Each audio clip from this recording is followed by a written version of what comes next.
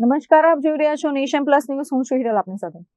આગામી સ્થાનિક સ્વરાજ્યની ચૂંટણીઓને લઈને નર્મદા જિલ્લામાં રાજકીય પારો ગરમાયો છે.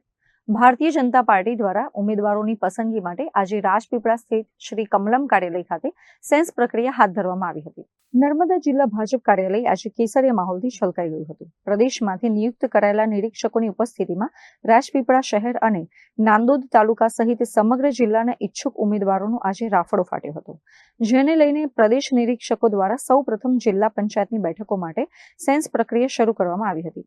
ત્યારબાદ નાંદોદ, ગરુડેશ્વર, સાગબારા, તિલકવાડા અને ડેડિયાપાડા એમ 5 તાલુકા પંચાયતો માટે દાવેદારોની રજૂઆતો સાંભળવામાં આવી હતી. પંચાયતો બાદ રાજપીપળા નગરપાલિકાના કુલ 7 વોર્ડની 28 બેઠકો માટે પણ ઉમેદવારોએ ઉત્સાહપૂર્વક પોતાના ફોર્મ સબમિટ કર્યા હતા. નિરીક્ષકોએ દરેક દાવેદાર સાથે વ્યક્તિગત સંવાદ સાધી પક્ષ પ્રત્યેની તેમની સક્રિયતા અને વિસ્તારમાં તેમની પકડ અંગે વિગતો મેળવી હતી. મોડી સાંજ સુધી ચાલેલી આ પ્રક્રિયામાં સેંકડો કાર્યકરોએ પક્ષ પાસે ટિકિટની માંગણી કરી છે.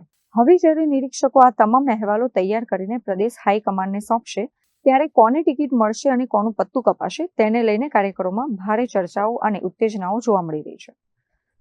Deepak Jagtap, Nation Plus News, Narmada.